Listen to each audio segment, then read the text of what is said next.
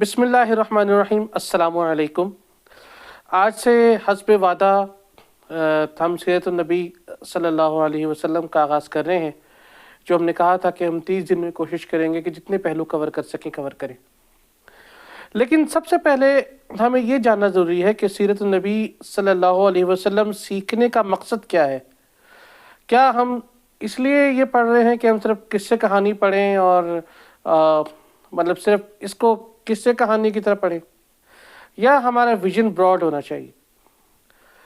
सीरत नबी सल्लल्लाहु अलैहि वसल्लम पढ़ने का मकसद ये है कि हम आपकी ज़िंदगी को, आपकी सीरत को अपनी ज़िंदगी के अंदर और अमली ज़िंदगी के अंदर अपना लें।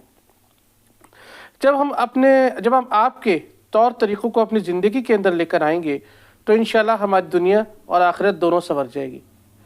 देखिए, वो नबी जो कि हमारे लिए सारी ज़िंदगी परेशान रहे, सारी ज़िंदगी अपनी उम्मत के लिए रोते रहे, अगर हम उनकी ज़िंदगी को ना अपनाएं तो हमारे लिए बाइस अफसोस की बात है।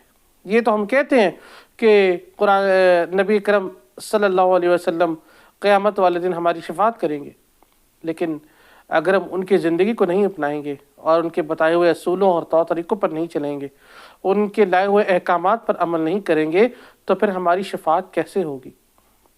तो इंशाल्लाह कोशिश करेंगे कि सीरत नबी सल्लल्लाहु अलैहि वसल्लम को जब हम पढ़ें तो कोशिश करें कि इससे हमें सबक क्या मिलता है। जो भी वाक़या हम पढ़ें इससे हम अख़ज़ करें कि हमें क्या सबक मिलता है और हम किस तरीके से आपको प्रैक्टिकली जो है वो अपनी ज़िंदगी के अंदर इम्प्लाई कर सकते हैं।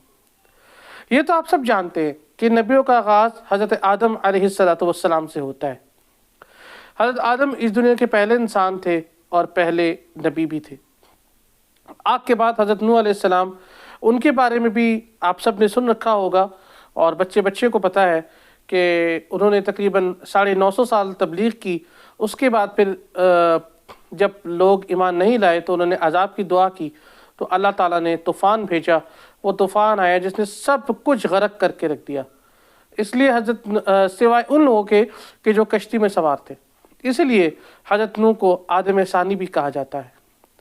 हज़रत नूह के बाद जो बड़े नबी जिनका जिक्र है, वह तो माशाल्लाह सारे नबी ही बड़े होते हैं और सारे नबी ही जलीलुल क़द्र होते हैं, लेकिन कुछ ऐसे होते हैं कि जिनका मकाम बहुत बुलंद हो जाता है।